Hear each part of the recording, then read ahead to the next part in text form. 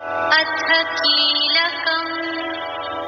ॐ अस्य श्रीकीलकमन्त्रस्य शिवऋषिः अनुष्टुप् छन्दः श्रीमहासरस्वती देवता श्रीजगदम्बा प्रीत्यर्थम् सप्तशती पाठाङ्गत्वेन जपे विनियोगः।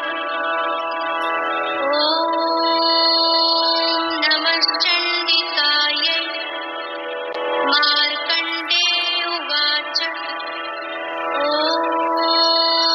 विशुद्धज्ञानदेहाय त्रिवेदी दिव्यचक्षुषे श्रेयःप्राप्तिनिमित्ताय नमः सोमार्धधारिणे। सर्वमेतद्विजानीयाम् मन्त्राणामपि कीलकम्। सोऽपि क्षेममवाप्नोति सततं चाप्यतत्परः। सिद्ध्यन्त्युच्चाटनादीनि वस्तूनि सकलान्यपि एतेन स्तुवतां देवी स्तोत्रमात्रेण सिद्ध्यति। न मन्त्रो नौषधं तत्र न किञ्चिदपि विद्यते विना जाप्येन सिद्ध्येत सर्वमुच्चाटनादिकम्। समग्राण्यपि सिद्ध्यन्ति लोकशङ्कामिमां हरः।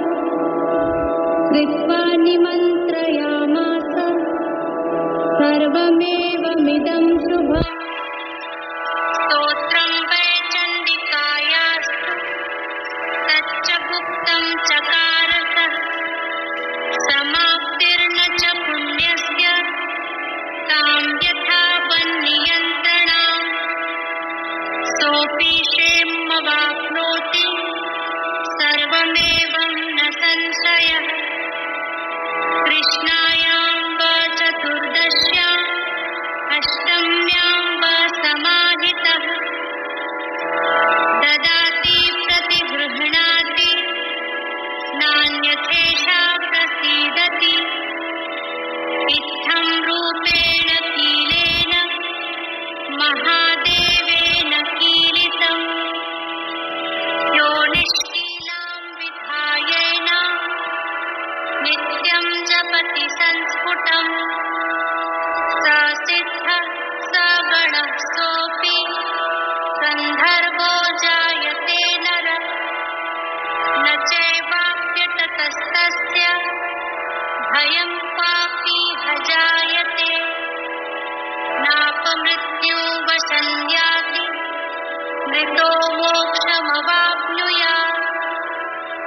ज्ञात्वा प्रारभ्य कुर्वीत न कुर्वाणो विनश्यति।